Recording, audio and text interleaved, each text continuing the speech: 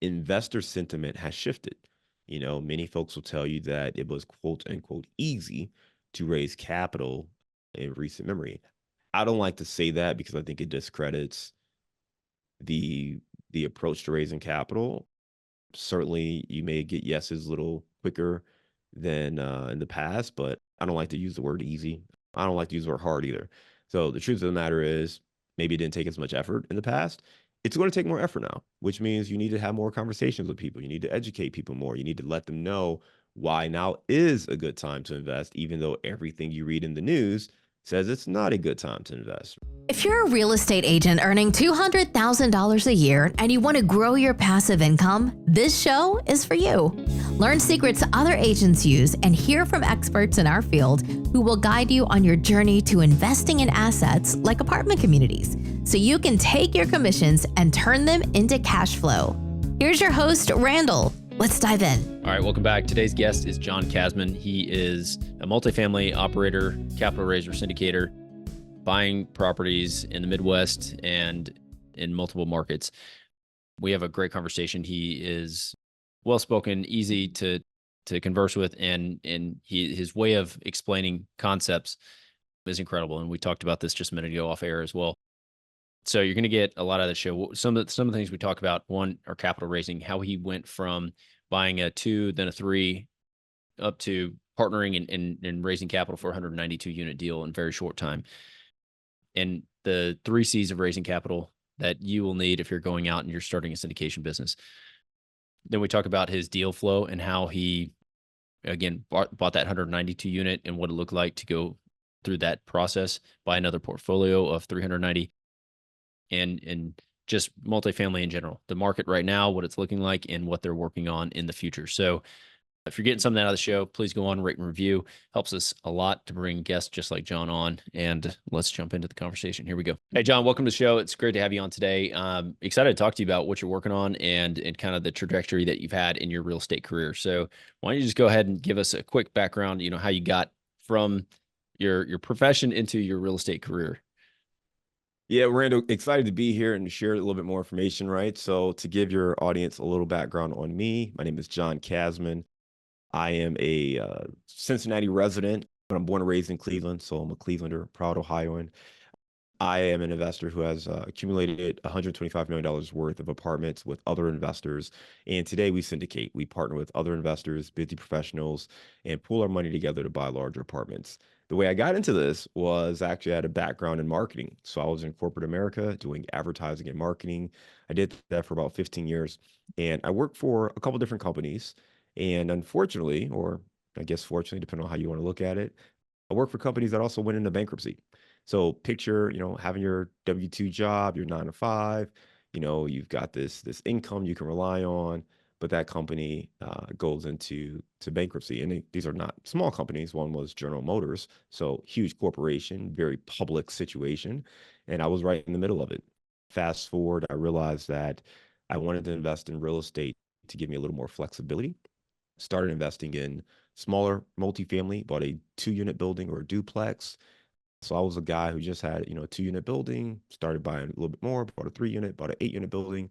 And then the company I was working for at that time also went into bankruptcy. So at that point, I realized what I was doing was on the right path, but the specific strategy wasn't enough to kind of insulate myself from these outside pressures. So I needed to make a change and ultimately learn more about apartment syndication and started working with other investors. What year was that when you made that shift that you were buying the 2-unit, still working, and then transitioning out? Yeah, that was around the end of 2015, early 2016. It's a good time to start apartment buying. It's like, yeah. So you transitioned from the 2 units. Like, what was that trajectory like? Because I'm again kind of curious. I know that you have a mentor, Joe Fairless, right? And did you start that mentorship right when you were trying to get your legs running in the syndication world, or something else? Like, how did that work out? Yeah, it's a great question. So, it's interesting because in some ways, I didn't feel like I needed a mentor starting out. And because I really didn't know where I was going, right? I had this plan, I had this vision. I'm a hard go after kind of guy, right? So I was reading books and attending meetups and reading blogs and stuff like that. And I bought that 2 unit building without, a mentor or coach or anything like that. I Yeah. bought that 3 unit building without that. And what started to happen is, okay, I'm having some wins, I'm having success. Right around the time that that second company went into bankruptcy, I bought an 8 unit building. And my wife and I, we would save our money buy these properties. So we bought this 8 unit building. It's a commercial building, first commercial property. I wanted some experience managing the manager, but we're not running this like a true business, right? Like we've got, P&L. I'm trying to make sure everything is running smoothly. And the company I went for went bankrupt. And I had just, wrote a 6 figure check. And not to mention, we had just had our second child.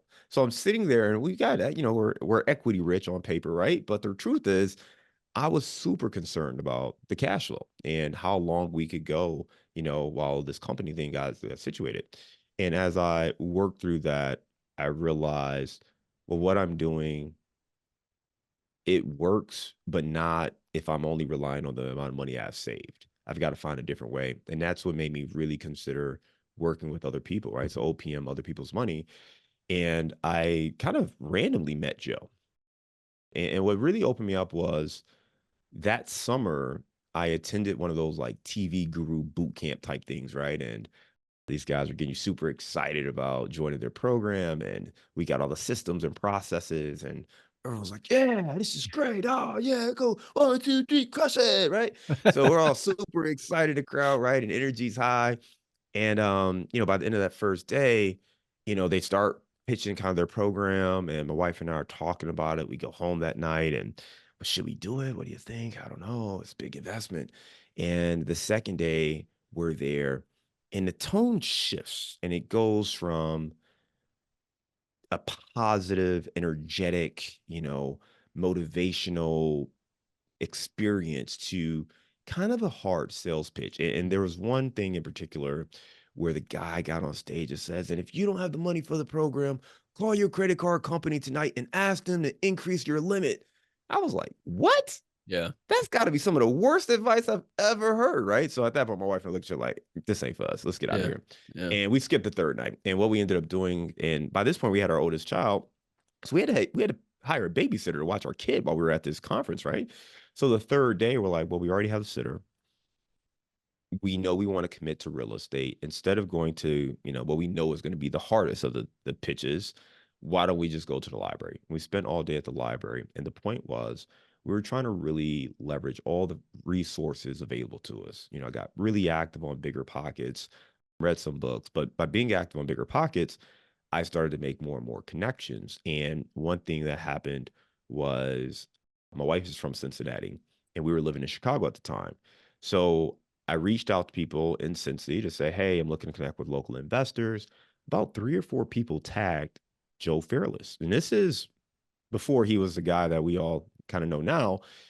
And I'm like, all right, let me reach out to this guy. And I reach out to him and he responds and says, hey, man, yeah, great. I'm happy to, sit down and have lunch. And he's like, by the way, I got this podcast and I'd love to have you on. I'm like, what? Like, and I go and look this guy up. I'm like, man, I don't be on a doggone podcast. Like, and then I look and he's had Robert Kiyosaki on there and Barbara Corcoran. I'm like, oh, okay, this looks like a pretty legit Yeah. podcast. I don't know why he wants to talk to me. Like, I got 3 properties, right? I got 13 Yeah. units total. But I'm like, all right, but I'm like, but you're still gonna have lunch with me, right? And he's like, yeah, yeah, sure. So I'm like, all right. So I do the podcast. I go to Cincinnati. We have lunch. He tells me of this coaching program. And we hit it off. We have a great conversation. He's an advertising guy. I was in advertising. He talked to me about how he was able to raise $1 million for his first deal and how he's helping other people. And I thought about that guru conference thing I went to, that seminar. I was like, well, we thought long and hard about writing a $35,000 check. And, this was a fraction of that. Yeah. And this was the guy I had a real connection with and had done it. And I was like, let's do that. So that's really how that started was I hired a mentor because again, in that situation, well, now my situation had changed where raising capital or working with other people almost became more of a necessity for survival than just a luxury. But then also I had gone through the process of really considering my options, looking at, free or low cost resources around me. And they only took me so far. And the biggest thing is this: if you're going to raise money or work with other people, most good-natured individuals are going to have a little bit of trepidation around that, right? Because we're scared to lose somebody else's money. There's always a fear of losing money. You may also have a fear that maybe people don't want to invest with you. So those are definitely the two things that gave me pause or hesitation about going that route. So when I found this guy who had done that and could help me learn how to do it, I thought it was very powerful. So that's ultimately why I ended up moving forward with my mentorship. Love that story, honestly. I mean, it is so one, you went out, you started buying, you weren't afraid to just go and do it. And now you had a job while you're doing it. So that may help. But I talk to so many people and they just will spend money on a course or spend money Yeah. on something instead of taking that $35,000 and buying a property. I mean, literally that's a down payment on a property, depending on the price of the property. So that's awesome. And then you sought out free or relatively inexpensive options to grow your knowledge base. So again, I love that story. Curious then how you mentioned the fear of raising capital or not knowing how. So through the course or through your experience, anyone who's looking to start raising capital now, what are some of the tips that you have to overcome that fear or strategies on how to pitch, those types of things in order to get better at it and overcome the fear of having that conversation with people? That's a great question, right? How do you overcome the fear of pitching someone else to raise capital for a deal? The very first thing is this, and I tell people all the time, there's really three C's to raising capital. First C is going to be confidence. Confidence comes from preparation. You got to put in the work. You got to know your stuff. You got to, surround yourself with the right people. You may not have experience necessarily, but the confidence has to come from putting in the work, right? Are you underwriting deals? Do you understand your markets? Do you know how to navigate the landscape? You got to put in the work. So that confidence cannot be faked. It can't be fake hubris. It has to be authentic, right? Based on the knowledge and the work you've put in. The second C is credibility. What in your background gives you confidence that you can execute? What wins can you point to professionally in real estate?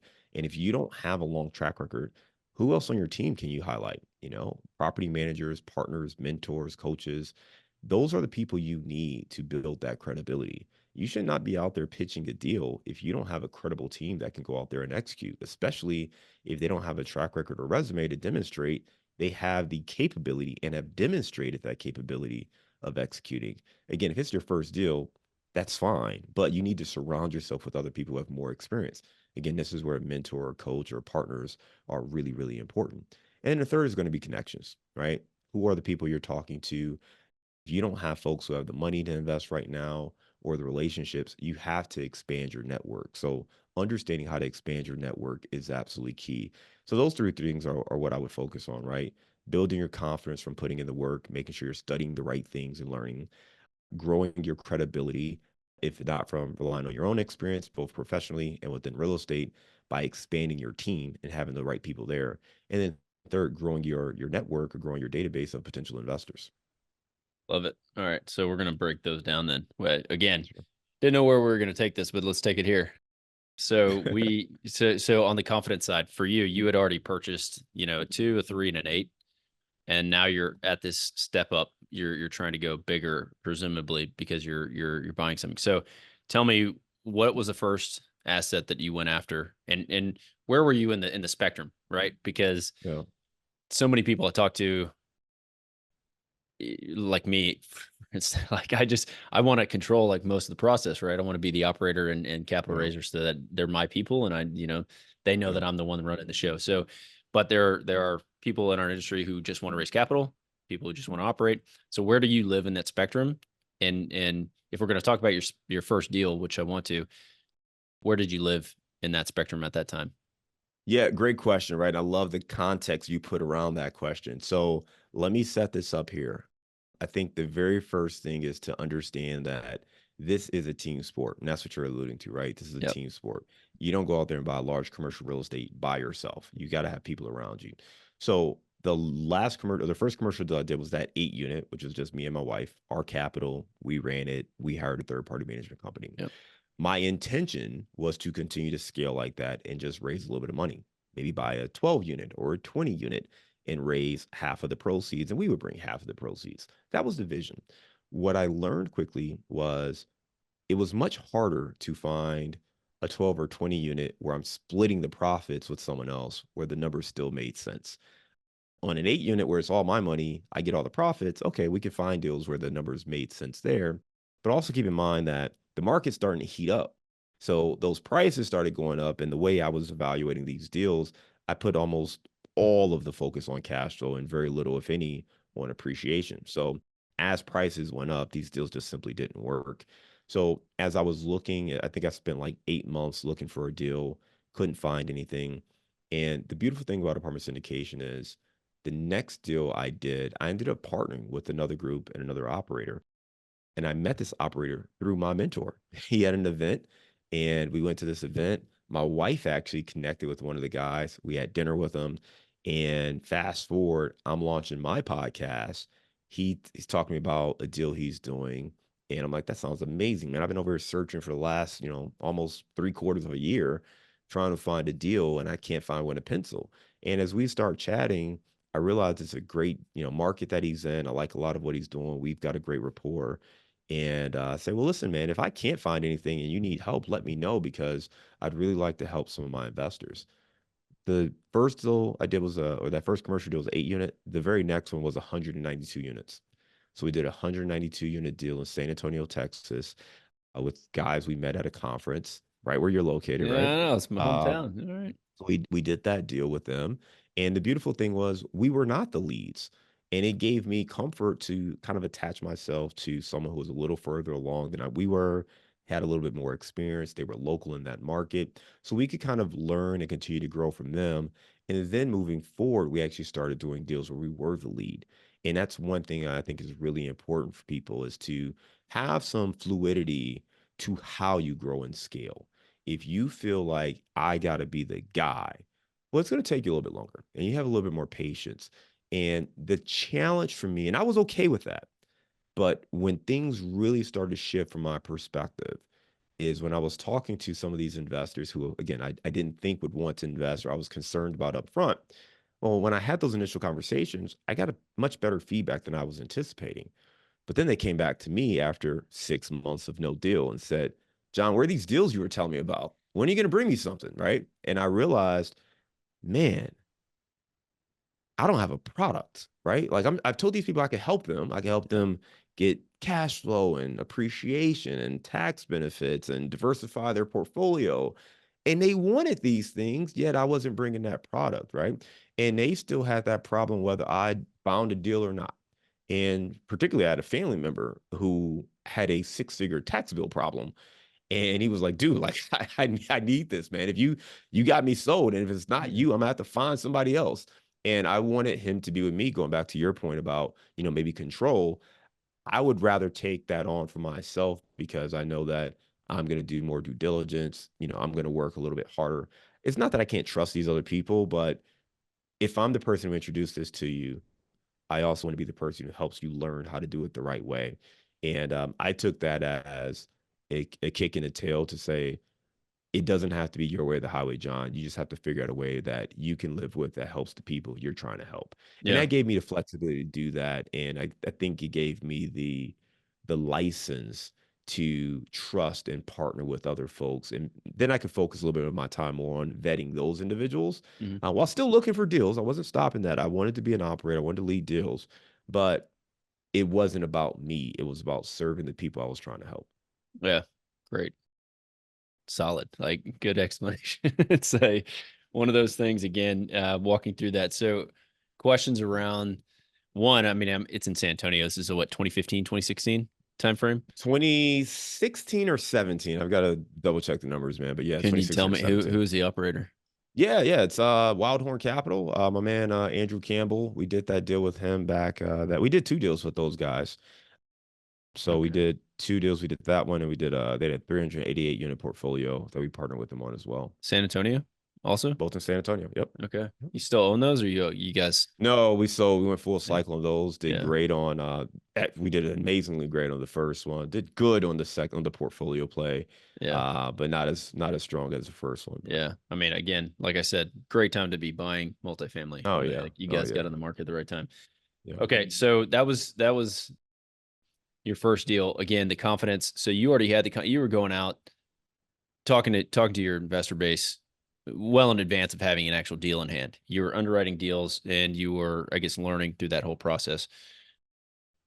So the credibility came in when you partnered up with the Wildhorn guys, and they had deal flow, and so then you had this deal, and so then the connections again. How did you grow your network, or did you not need to grow your network? Do you have any tips around that? So if somebody's again getting in, they're like, I really want to raise capital and co-GP a deal, Yeah. but yet their network isn't multimillionaires, right? How would Yeah. somebody go about that? Well, I think you want to follow a proven system, right? So one of the first things is like, don't just go out there haphazardly and connect. I meet people all the time who want to, raise money from doctors, just to use an example, right? Like, oh, I want to raise money from doctors, and they have no connection to doctors. It's like, well, why would these individuals want to invest with you? And they haven't thought through that part, right? It's like, okay, I want to work with high net worth investors. Do you run those circles? Like why would you think these people would want to invest with you? So I think the very first thing is really understanding, like, who are you uniquely positioned to help? Where can you add value? Who do you understand kind of intuitively? And then when it comes to expanding your network, follow a system, follow a proven system. I have one client who, they come from the medical field, so that's their background. They're in the medical field. So what we help them do is really set up a process where it's the same system for most of our investors, but they set up a process for them to engage and connect and expand their network. I'll give you a tactical thing so it's not just so high level. Yep. One simple thing is to create what we call a thought leadership platform.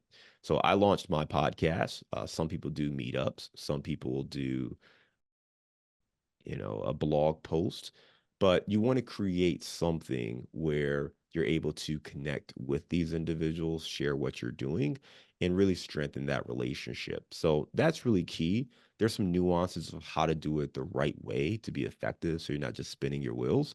But if you can create yourself as a thought leader and focus on truly helping the people you're trying to serve, that helps you expand your network for sure. Yeah, good advice. And to that point, so you launch a podcast, and do you have outside meetups and other things that you run that kind of bolt on to just build more of a following, either on the podcast or some other thing? It sounded like you said one of your clients. So do you have a coaching program or something that you do? Yeah, so from working with Joe, one of the things that I found is that as I was out there doing these things, the podcast, I do have a meetup that is in Chicago, so I still run that. Kind of show up around 4 times a year for that meetup, and then I was doing a conference as well. I ended up launching a conference, the Midwest Real Estate Networking Summit. But from that, I was having a lot of conversations with people who wanted to do what I was doing, and at first, I would refer them to my mentor, and as his availability became less and less, and his prices changed pretty dramatically, he just became less and less accessible for them. So, in some conversations with other people, I realized I was already mentoring people. I just didn't have a real program about it. So, I ended up launching my own coaching program. And one of the things that really set me off is I kept thinking back to that guru presentation, right? There's a person out there who is looking for the information. They want to grow, they want to scale, and you want to make sure they're in the right hands. And they're different groups. You got to pick your flavor. Like you might have a vibe with one group, like that's fine, that's completely fine. But you want to work with people who are active in the space. They're currently doing deals, they're currently looking, they can give you real-time feedback, they understand the advances that have happened in technology, they're having real-time conversations with brokers. What you don't want to do is buy into someone's vision or program that is already outdated, right? Somebody who's teaching you how they did stuff in 1987. That crap probably don't work no more. I mean, look, cap rates are still cap rates, right? NOI is Yeah. still NOI. But if you're out there trying to buy apartments based on the way a guy did it in the 90s or 2000s pre-COVID, right?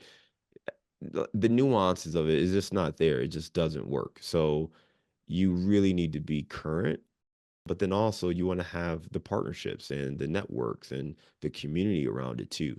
So that's really what launched it for me, was just starting to build a community, realizing the impact we were having on people, and that helped us, launch our own coaching program. Yeah. But to your point, yeah, we do.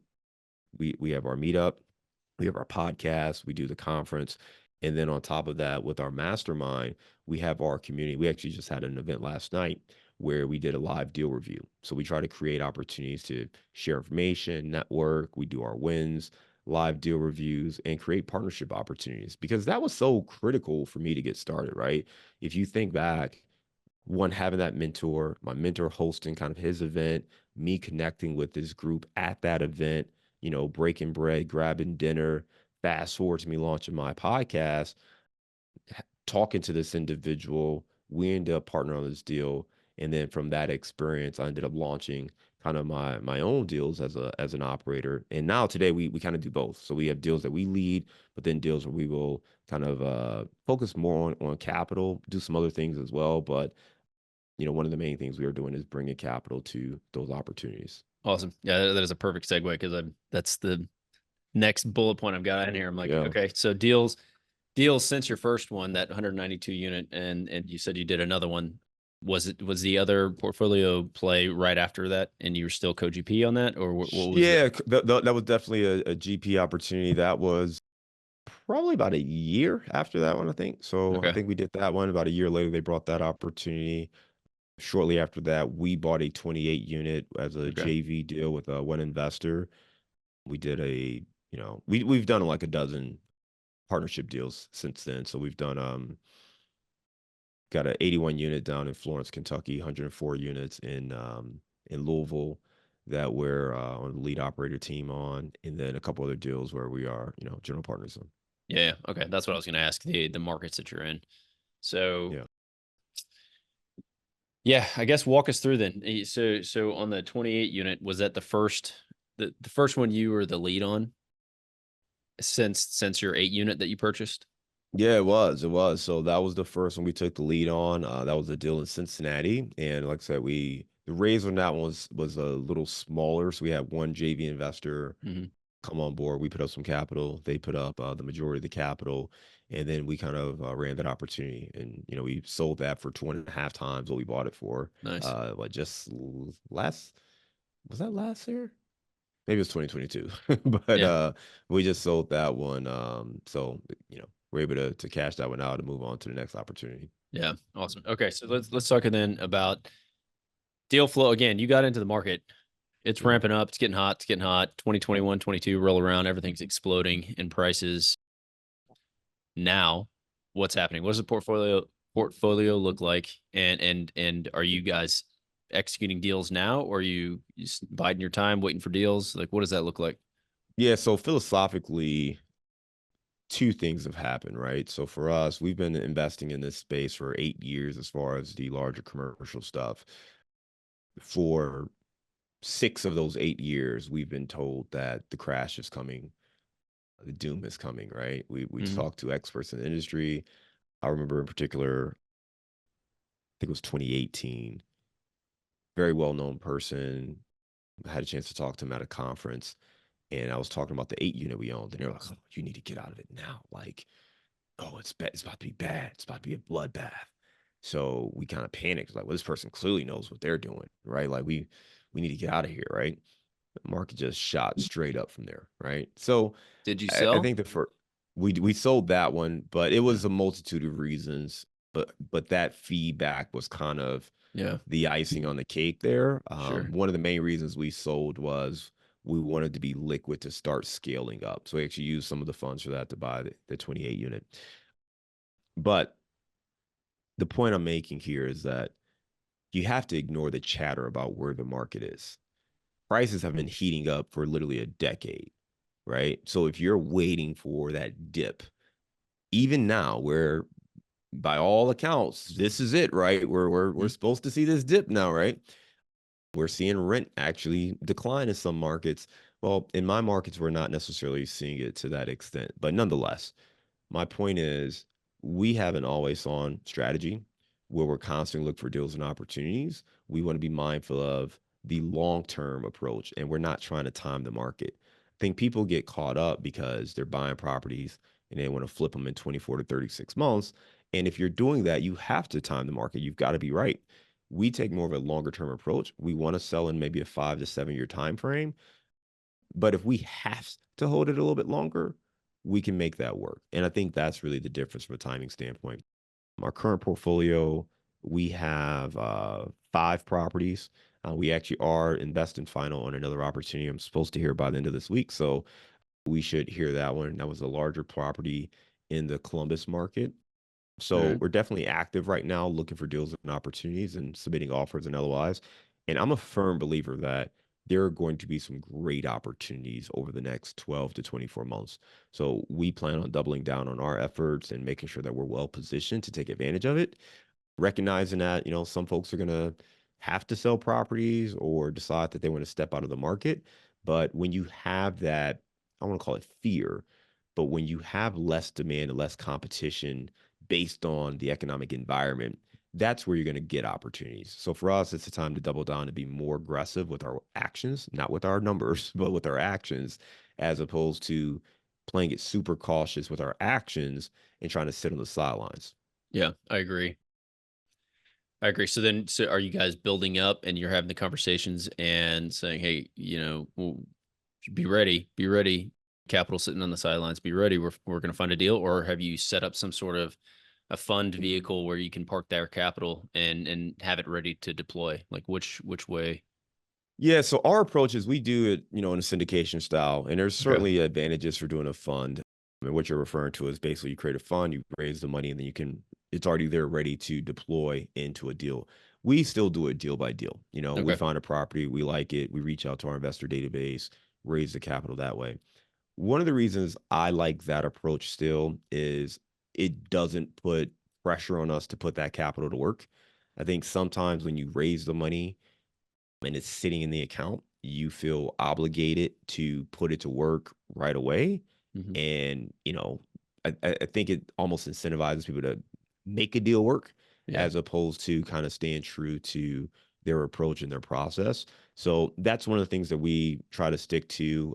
Again, if we get to the point where the deal flow is so tremendous and we really do need to have that advantage of being able to move faster, that's certainly something to consider. But at this point, we don't think it's a need at this very moment. Yeah. Yeah. Got it. Yeah. I just didn't know what you meant by you're staying ready with your actions. So Yeah, but let's talk about that real quick though, sure. right? Yeah. Go So ahead. when we stay ready, there are a couple things, right? One is actually analyzing deals, talking to brokers, like having your pipeline and your system set up. And in the past, I mean, we would look at a deal and you'd be millions of dollars off from where we think there's value and where the broker thinks there's value. That gap has shrunk, right? Brokers are now calling us. Brokers didn't call before, right? They sent out a deal. You better reply and get your offer in or whatever, right? Now they're calling us, hey man, did you have a chance to look at this one? Right? Like, I'm like, man, you got my number? Like, I've been trying to call you for 3 years, right? So now that chase has shifted, right? It's almost like the pretty girl in high school, right? Yeah. So that's changed, right? So now they're calling us, they're reaching out. So that's part of what I mean by being ready is actually having the ability to look at these deals, these opportunities, and underwrite them. The second part of that is making sure you're talking to investors. Investor sentiment has shifted. Many folks will tell you that it was quote unquote easy to raise capital in recent memory. I don't like to say that because I think it discredits the the approach to raising capital. Certainly, you may get yeses a little quicker than in the past, but I don't like to use the word easy. I don't like to use the word hard either. So the truth of the matter is, maybe it didn't take as much effort in the past. It's going to take more effort now, which means you need to have more conversations with people. You need to educate people more. You need to let them know why now is a good time to invest, even though everything you read in the news says it's not a good time to invest, right? So that's what I mean by being prepared is having some of these conversations, making sure you're dealing with these investor objections early so that when those opportunities arise, they're ready to invest and not asking you 20 questions because they saw on, the cable news network that the market was going to crash. Yeah. Yeah, for sure. So let's shift just a little bit, and I'll ask and see how you go with it. Yeah. Deal flow and acquisitions that you guys have made maybe in recent history, right? 21, 22, 23. Have you Mhm. had any issues with them with the increased rates? Did you do anything on short term, bridge debt type stuff? And Yeah. So if you had any challenges, how did you guys deal with them? Or great how are you? question, right? So recent deal flow, do we have any challenges, particularly pertaining to the debt? So we try to stick to our fundamentals on deals, and there's only a handful of ways a deal can go bad, and the interest rates certainly are hitting a lot of people right now. We have, I think, three deals that have floating rate debt. On all three deals, we had cap rates, or I should say rate caps Yep. on them. And on top of that, we had a very clear strategy of why we felt that floating rate debt was still right for those projects. Um, all of our deals, none of them, let's say it this way, none of them are in jeopardy of, losing any value or doing capital calls or anything like that. We had one deal we actually refinanced late last year because we felt like the next 12 to, again, 24 months, while there's going to be great opportunities, it's also going to be rocky when it comes to valuations. So we didn't want to be refinancing that deal during that time frame. So we actually refinanced that one early because we had already created a ton of value. So that one we refinanced. There's another deal we bought for 18 million. It's already worth around 24, 25 billion dollars. We're either going to refinance that next summer or kind of, hold it and look to maybe exit in about a year or two. So those deals are doing great. Our other deals we actually bought with fixed debt. We've got one project with a 3.21% interest rate that's locked in for another 9 years. I don't have to do anything on that. Yeah. So that deal is doing really, really well. And I think it comes down to make sure you understand why you do what you do. It kind of goes back to that confidence. You can't just blindly follow someone else. And this goes back to being on a journey to mastery. When you have the right people around you, you have to develop a criteria and a strategy that fits you in every aspect of how you are going to invest. That is based on the market, that's based on the asset class, that's based on your investor demand or sentiment, it's based on your operational skills, your team members. You have to take all of those things into consideration on how you want to invest. I'm in the Midwest primarily. So we're in Cincinnati, Louisville, Columbus are our core markets. We love Indianapolis as well, but we don't own anything in Indianapolis right now. And then we do have an investment in Charlotte. We do have one in the Atlanta, Georgia markets. But in my Midwest markets, they just don't grow as fast as maybe those coastal markets or the smile states. There are pros and cons to that.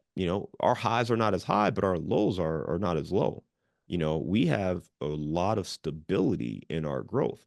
So while some markets are now experiencing rent decline, we're still seeing rent growth. As a matter of fact, I was just looking at a data point for our Louisville project.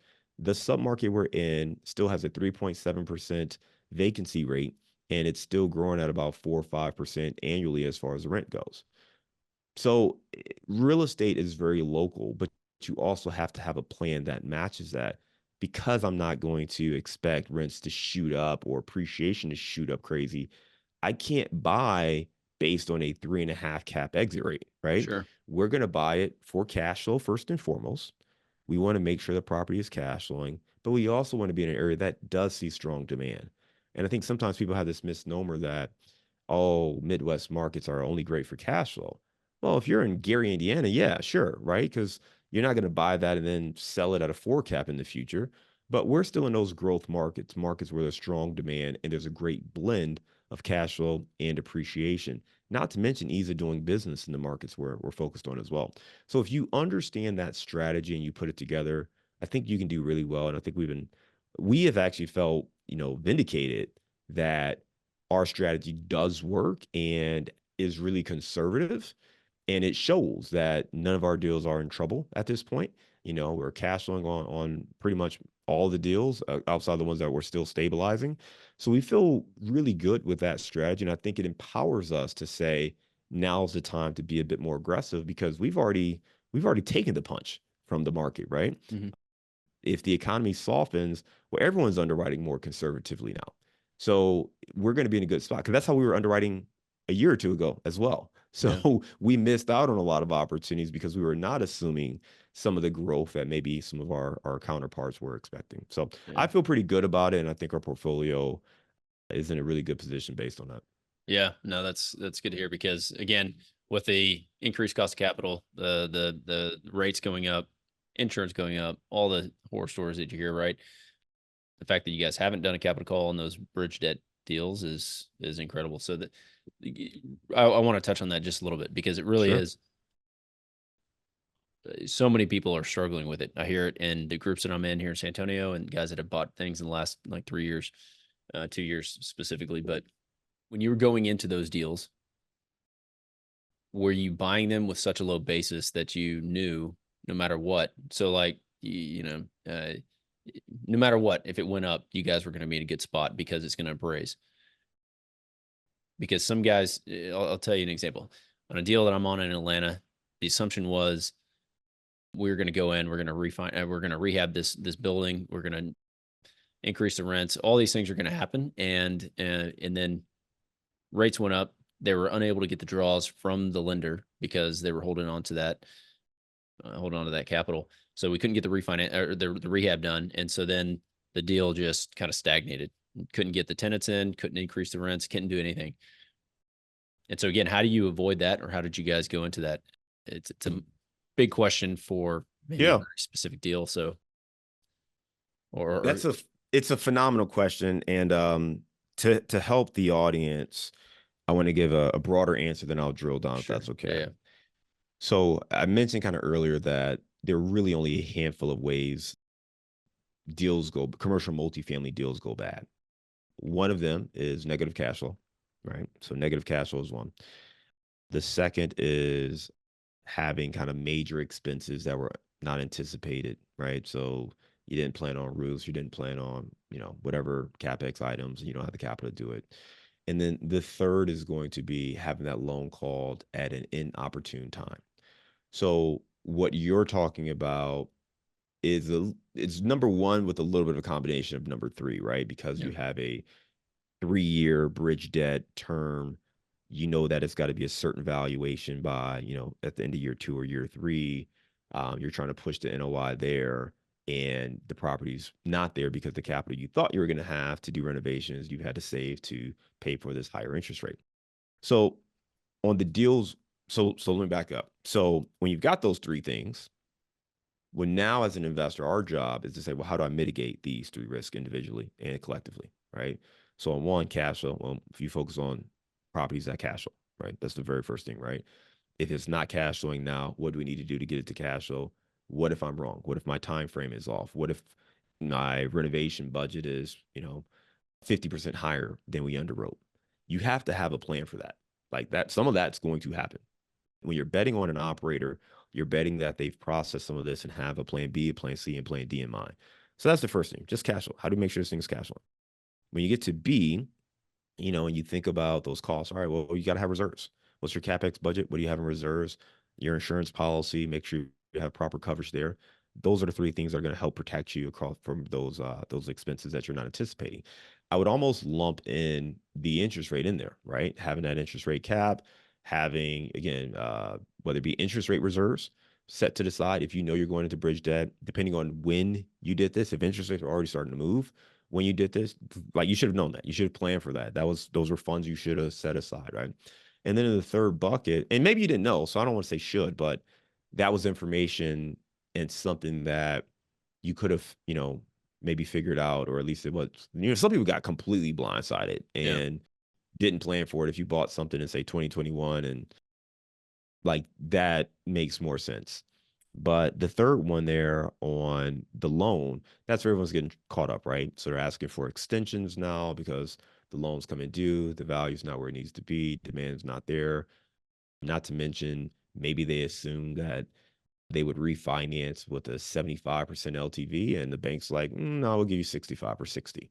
right? So there's a large gap, and people are having to do cash in refinances where they're Correct. bringing money to the table to reach that LTV that the lender is looking for. And they're doing capital calls, or having to figure out where they're getting those funds from. Maybe it's a private equity investor. So, how do we avoid it? Was the question you originally asked, right? Part of it when I'm looking at deal and opportunity is I'm trying to understand and weigh those three different options. Again, most of my stuff, we focus on stabilized cash flow. If we are going to do a bridge debt, I want to understand, do we have a rate cap? Do we have reserves?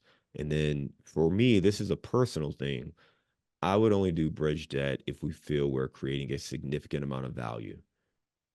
And we need to do it. I mean, the reality is you need to create that value. Like Yeah. if you're doing a bridge debt, you're essentially banking on being able to create enough value in the future to offset the additional amount of risk by having a loan that could be due in 2 or 3 years. So you have to find a way to execute on that. You're right. There are a number of people who had to use that renovation budget to cover the interest rate increase, and that's a recipe for disaster For sure. when you're taken away from that budget. So we didn't have that. That was something that we did. I would tell you on the there's only every project we have, even with bridge debt, there's kind of a caveat to why we were okay with it. Okay. So there's one where the interiors were already done and the work we were doing was to the exteriors only. We raised the capital. It was all exterior work. It was all kind of curb appeal type things. And we felt like there was a big rip bump we could get by just operations, driving operations better. So that one felt pretty comfortable. The other one where we did bridge debt, we are pushing rents. We thought we could push them $300 when we bought it. We're actually pushing rents about $700 or $800 right now. Holy, what So market is that? it's here and it's on Yeah. Florence. It's on the other side of Cincinnati. Great. Yeah. And those are townhomes. So we bought it. We knew there was good upside. Yeah. I mean, I had no idea it was going to be this much upside, right? Yeah. But we felt comfortable because we were seeing, okay, there's strong demand here. Let's push this. Let's get this done. We're okay being in this environment because we know we're creating enough value based on what we're seeing so far. And then on the last one, it's a little bit different because it has an affordable housing component to it.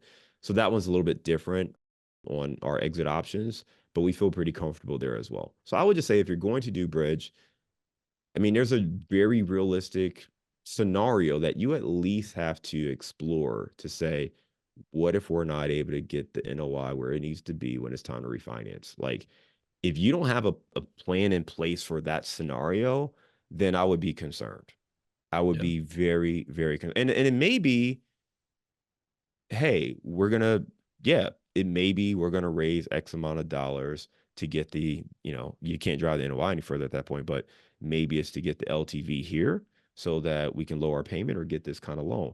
And if Yeah. you communicate that up front, investors won't be upset if you tell them, hey, here are all the possible outcomes. Here's how we're going to address this. Here's how we're going to do this. People just want to be clearly communicated to, right? They're big companies that are losing money or not performing well in the stock market, but they're trusting us as operators to kind of understand this space, and simply saying, well, we didn't know what was going to happen with interest rates. That's not going to make people feel good, right? It may be true, but that's not going to make somebody comfortable and excited to work with you in the future. So Yeah. it's not to say we were lucky, or I hope I don't come across like I'm implying we're smarter than other people or anything like that. It's not. We just have kind of my principles on how do we protect money first and foremost. That has helped me, protect and save money. And partially because I've lost my money on, passive deals with other people before. So Yeah. I've learned like, all right, you know what? If I follow these, these values or these core sentiments, that really alleviates a lot of risk from my standpoint. It's not to say we won't do deals that have some components of that, but then I'm going to drill down a little bit deeper on how do we mitigate that risk. Yeah. For sure. Love it. Look, we'll wrap it up with this. Just on the market, what you're seeing right now, and kind of what you guys are doing on deals that you are syndicating. You said you have one that's in the LOI. You think you're best and final. Is that what you said? Yeah, we just had the best and final interview, so I got it. we're fairly confident we're going to win this one. My partners have actually transacted with the seller before, so we feel pretty confident on that. But it's, Yeah. who knows? We'll see. Sure, sure. Okay. But assuming you get it, what are you doing 506B? Are you doing accredited only? Like what type of raises are you doing? And then what does that look like if you can talk about it on the So investor return profile? yeah, I can't go too deep on this particular one, but I would say in And general, yeah. yeah, in general, we look at every deal and we kind of make a decision of what's best for the deal. So is this a 506B deal, a 506C deal?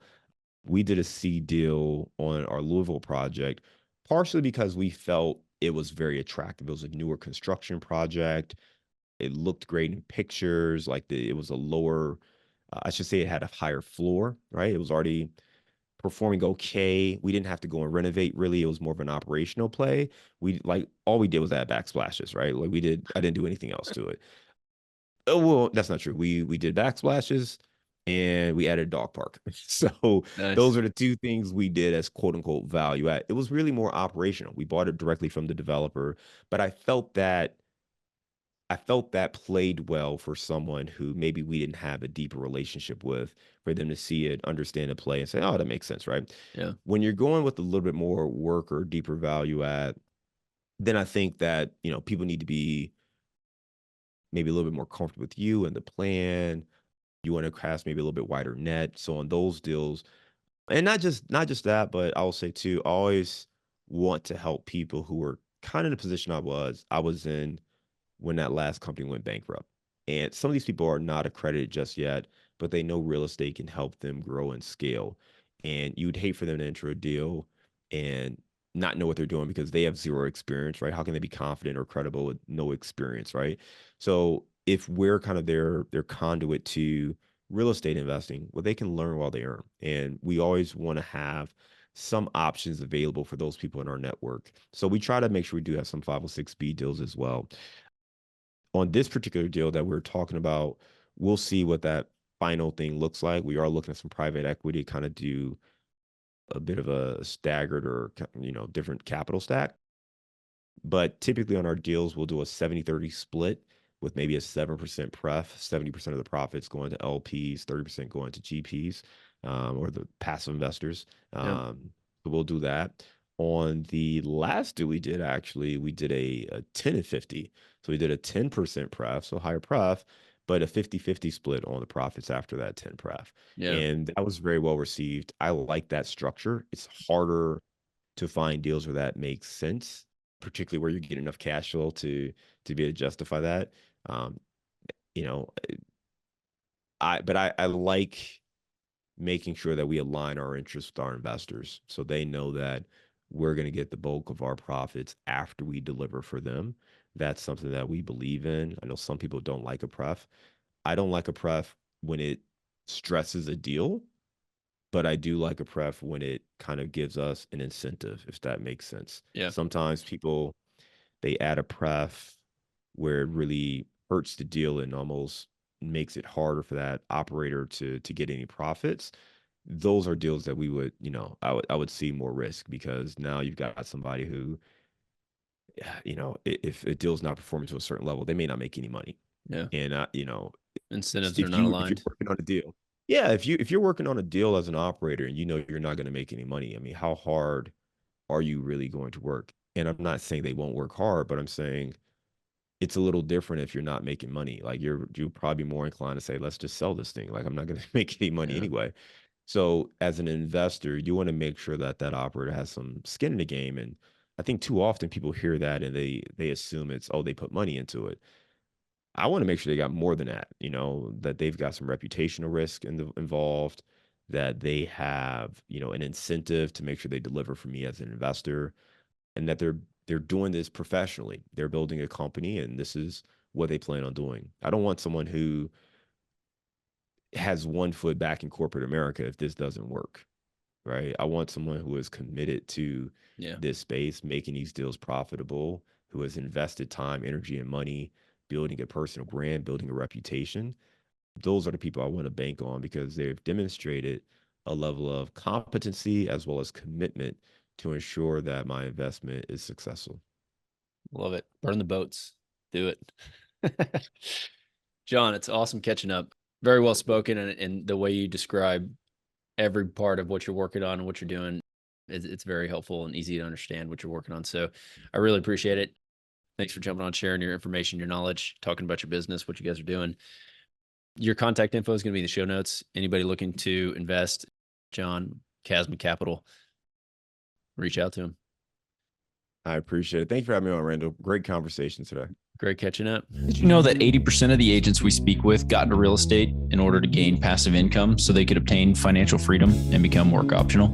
If you want to stay up to date, the best way is to make sure you're subscribed. So if you haven't done that, go ahead and do it now. We'll catch you on the next episode.